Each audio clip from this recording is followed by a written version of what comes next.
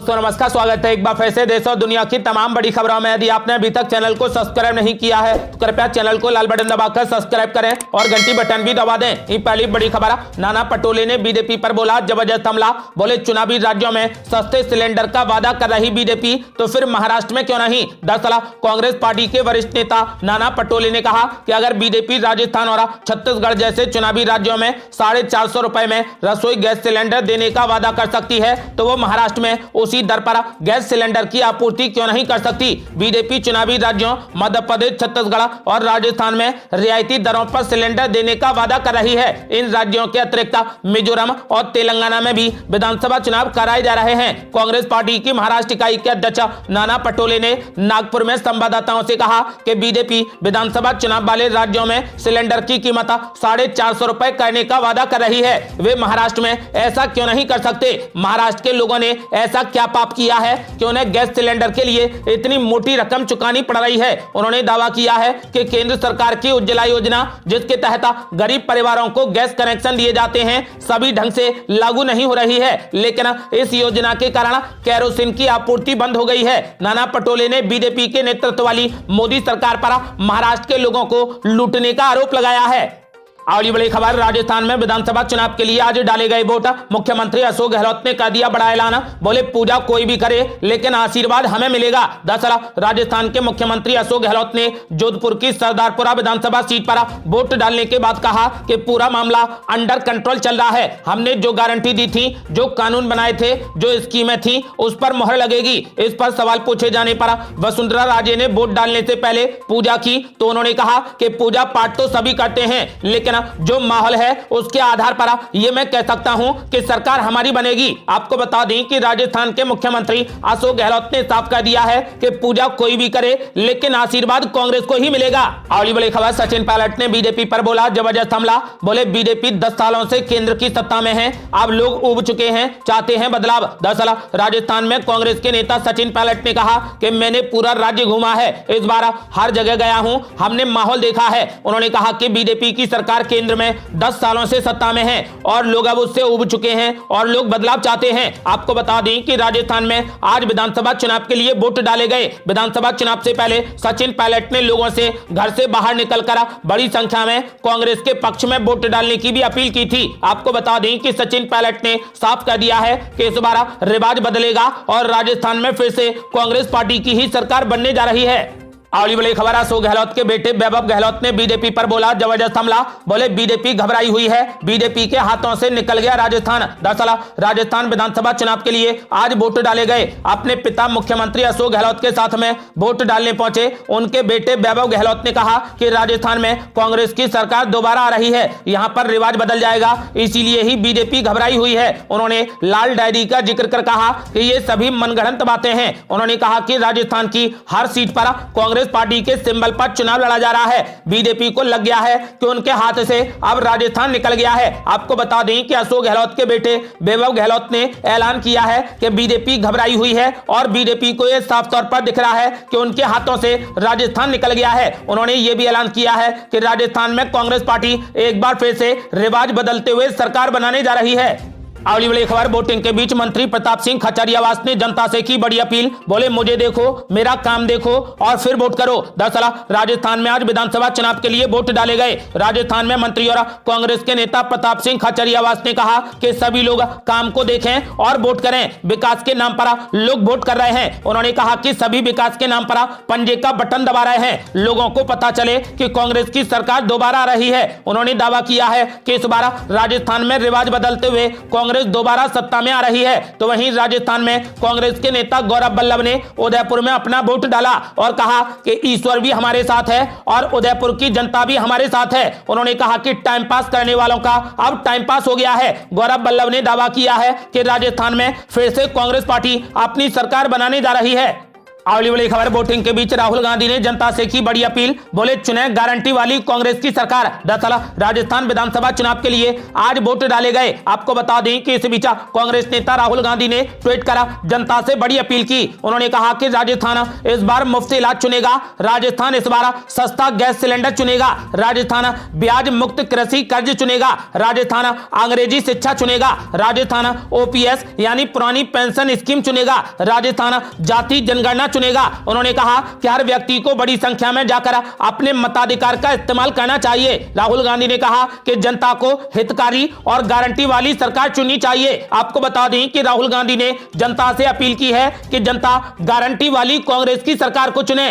अगली बड़ी खबर, बीजेपी नेता सतीश पूनिया ने कांग्रेस पार्टी पर बोला जबरदस्त हमला, बोले कांग्रेस की हार का कारण बनेगा भ्रष्टाचार और कर्ज माफी। दरअसल राजस्थान विधानसभा चुनाव 2023 के लिए आज जनता ने अपने वोटों का इस्तेमाल किया। आपको बता दें कि बीजेपी नेता सतीश पूनिया ने कहा कि राजस्थान का मतदाता इस बार कांग्रेस को सबक सिखाने के लिए पूरे तरीके से तैयार है, क्योंकि किसानों का कर्जा माफी, भ्रष्टाचार, बेरोजगारी, कानून व्यवस्था के मुद्दों पर राजस्थान में एक प्रखर लोक जागरण हुआ है और वही कांग्रेस पार्टी की हार का कारण बनेगा। आपको बता दें कि बीजेपी नेता सतीश पूनिया ने साफ कह दिया है कि बीजेपी के पक्ष में जनता ने वोट किया है। उन्होंने कहा कि इस बार राजस्थान में कमल खिलने जा रहा है।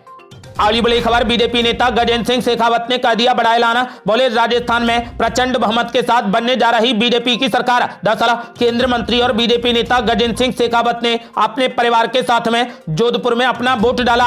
केंद्रीय मंत्री और बीजेपी नेता गजेंद्र सिंह शेखावत ने कहा कि बीजेपी प्रचंड बहुमत के साथ में सरकार में आ रही है। जनता अब की बार मतदान करते समय जो पिछले 5 साल दुख तकलीफ झेला है उसे ध्यान में रखकर मतदान कर रही है। उन्होंने ऐलान कर दिया है कि इस बार बीजेपी राजस्थान में प्रचंड बहुमत के साथ अपनी सरकार बनाने जा रही है। अगली बड़ी खबर, वसुंधरा राजे ने मंदिर में की पूजा अर्चना, लोगों से की बड़ी अपील, बोली कमल खिलाएं और देश के लिए एक बड़ा कदम उठाएं। दरअसल राजस्थान की पूर्व मुख्यमंत्री और दिग्गज बीजेपी नेता वसुंधरा राजे ने अपना वोट डाला। वो झालावाड़ जिले से विधानसभा चुनाव लड़ रही हैं। वोट डालने से पहले वो हनुमान मंदिर भी गई और वहां पर उन्होंने पूजा अर्चना भी की। वोट डालने के बाद राजस्थान की पूर्व मुख्यमंत्री और बीजेपी की राष्ट्रीय उपाध्यक्ष वसुंधरा राजे ने कहा कि मेरा सभी मतदाताओं से आग्रह है कि विशेषकर नए मतदाताओं से कहूंगी कि जोर देकर तरीके से वोट डालें, कमल खिलाएं और देश के लिए एक बड़ा कदम उठाएं।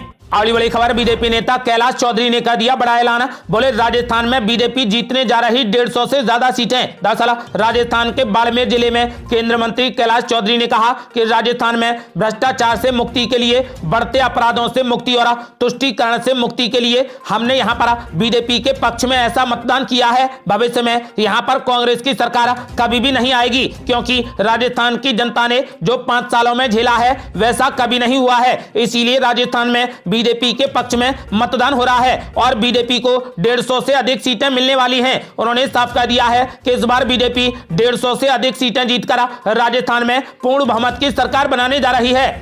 अगली बड़ी खबर, बीजेपी ने मुख्यमंत्री भूपेश बघेल को अयोग्य घोषित करने के लिए चुनाव आयोग से कर दी शिकायत। कांग्रेस पार्टी ने जमकर किया पलटवार। दरअसल छत्तीसगढ़ में विधानसभा चुनाव के लिए वोटिंग खत्म हो चुकी है। अब 3 दिसंबर को काउंटिंग होने जा रही है, लेकिन इससे पहले बीजेपी ने मुख्यमंत्री भूपेश बघेल को अयोग्य घोषित करने के लिए निर्वाचन आयोग से शिकायत की है। इसमें बीजेपी के पाटन विधानसभा से प्रत्याशी विजय बघेल भी शामिल हैं। उन्होंने भूपेश बघेल पर आचार संहिता के उल्लंघन का आरोप लगाया है। इस पर काफी सियासत भी हो रही है। कांग्रेस पार्टी ने अब बीजेपी पर जबरदस्त निशाना साधा है। दरअसल शुक्रवार को पाटन विधानसभा से बीजेपी प्रत्याशी विजय बघेल और बीजेपी के कई बड़े नेताओं की मौजूदगी में निर्वाचन आयोग से शिकायत की गई है। बीजेपी ने आरोप लगाया है कि वोटिंग में एक दिन पहले 16 नवंबर को मुख्यमंत्री भूपेश बघेल ने आचार संहिता का उल्लंघन करते हुए बड़ी रैली निकाली। बीजेपी ने दावा किया है कि इस प्रावधान का उल्लंघन करते हुए 16 नवंबर को एक रैली और रोड शो का आयोजन किया गया। बीजेपी ने अपनी शिकायत में निर्वाचन आयोग को रैली की तस्वीर और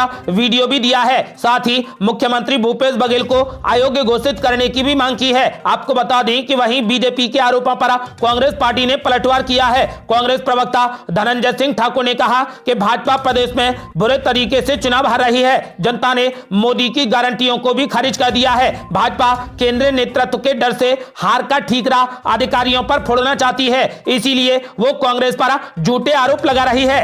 अगली बड़ी खबर, मुख्यमंत्री केसीआर ने कांग्रेस पार्टी पर बोला जबरदस्त हमला। बोले कांग्रेस नेता लोगों से कह रहे हैं कि वोट दो, बाद में बीआरएस में शामिल हो जाएंगे। दरअसल बीआरएस प्रमुख एवं मुख्यमंत्री के चंद्रशेखर राव ने आरोप लगाया है कि कांग्रेस पार्टी के उम्मीदवार निर्वाचित होने पर बीआरएस में शामिल होने की बात कहकर लोगों से वोट मांग रहे हैं। आपको बता दें कि मुख्यमंत्री ने यहां कोयला खनन क्षेत्र में एक रैली को संबोधित किया। उन्होंने कहा कांग्रेस के लोगों को यह यकीन हो गया है कि उनकी हार निश्चित है, इसीलिए उन्होंने नया प्रचार शुरू किया है। वे लोगों से उन्हें निर्वाचित करने को कह रहे हैं ताकि जीतने के बाद वे बीआरएस में शामिल हो सकें। केसीआर ने भारतीय जनता पार्टी पर हमला बोलते हुए प्रश्न किया है कि भगवा पार्टी को वोट क्यों देना चाहिए, जिसने तेलंगाना को एक भी मेडिकल कॉलेज या फिर नवोदय स्कूल नहीं दिया है। केसीआर ने मजाकिया लहजे में कहा कि उनको वोट देना वोट को नाली में बहाने जैसा है। अगली बड़ी खबर, अब जेलों में बंद कैदियों को मतदान का अधिकार देने की उठी मांग। सुप्रीम कोर्ट में जनहित याचिका दायर।